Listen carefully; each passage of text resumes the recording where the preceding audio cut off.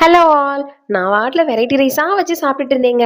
ஆனா இந்த வீசிங் வந்தது வந்துச்சு. குடிக்கிற தண்ணீல இருந்து, காயில இருந்து, பழத்துல இருந்து, சாப்பிடுற சாப்பாடு வரைக்கும் எல்லாத்துலயும் மிளகு தான். 10 மிளகு இருந்தா பகைவன் வீட்ல கூட சாப்பிடலாமாங்க. அவ்ளோ நஞ்ச போக்கக்கூடியதா அந்த மிளகு. என்னோட இந்த சளிய போக்காதா என்ன? நம்மளும் முயற்சி பண்ணி பார்ப்போமே. எவ்வளவோ பண்ணிட்டோம். இத பண்ண மாட்டோமா? நேத்து நைட்டே முடிவு பண்ணி வச்சுட்டேங்க. நாளைக்கு நம்மளுக்கு மிளகு குழம்பு தான்னு. சின்ன வெங்காயம் இல்ல சரி ஓகே பெரிய வெங்காயத்த போட்டு வச்சுருவோம். இருக்கிறத வச்சு நிறைவா சாப்பிடுவோம் சொல்லிட்டு நல்லா எண்ணெய் ஊத்தி, கடுகு, வெந்தயம் போட்டு தாளிச்சுட்டு, கட் பண்ண பெரிய வெங்காயம், கருவேப்பிலை, பூண்டு போட்டு நல்லா வதக்கிட்டு, கட் பண்ண தக்காளியும் போட்டு நல்லா வதக்கிட்டு, 1/2 ஸ்பூன் மிளகாப்பொடி, 1 ஸ்பூன் மல்லித்தூள், நல்லா நெறைய 1 ஸ்பூன் நெம்ப நெம்ப மிளகுத்தூள் போட்டு, 1 ஸ்பூன் வீட்டு மிளகாய் பொடி போட்டு, தேவையான அளவு தண்ணி, உப்பு போட்டு நல்லா சிம்லயே வச்சு வேக வச்சு எடுத்துட்டேங்க. சூப்பரா மிளகு குழம்பு ரெடி ஆயிருச்சு. வாசனையும் தூக்கிருச்சு. இதுக்கு சைடிஷ்க்கு வெறும் அப்பளம் மட்டும் தான் பொரிச்சுக்கிட்டேன். எல்லாத்தையும் அரைச்சு போட்டு வைக்க சொன்னாங்க. ஆனா நான் எல்லாத்தையும் பொடியாவே போட்டுட்டேன். இப்படி போட்டா என்ன சளி போனா போதும். சூட சாதம் வச்சு இந்த மிளகு குழம்பு ஊத்தி அப்பளம் வச்சு சாப்பிட்டேங்க. ஆகா!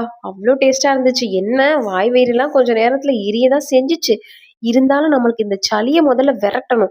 அதனால பரவாயில்லன்னு சொல்லிட்டு நல்லா ரசிச்சு ருசிச்சு மிளகு குழம்ப ஊத்தி சூப்பரா சாப்பிட்டுட்டேன். பாயில் பண்ண எக்க வச்சு சாப்பிடலேன்னு பாக்குறீங்களா? அது எனக்கு இல்லங்க. அது நம்ம வீட்டு குட்டிக்கு பண்ணேன்.